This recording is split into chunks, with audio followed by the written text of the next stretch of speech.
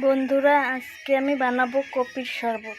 প্রথমে লাগতেছে কপি, বাদাম, চিনি, লেবু, লবণ আর বরফ।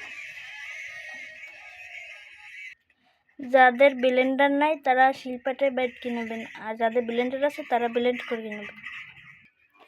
তারপর প্রথমে বরফ দেব, তারপরে দেব কপি,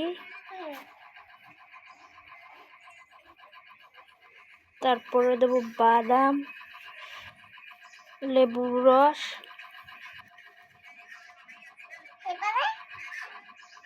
লবণ,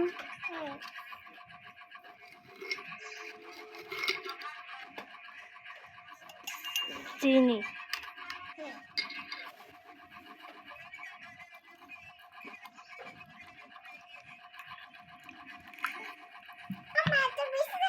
তারপর দেবো জল দিয়ে এটা ঘোটাবো।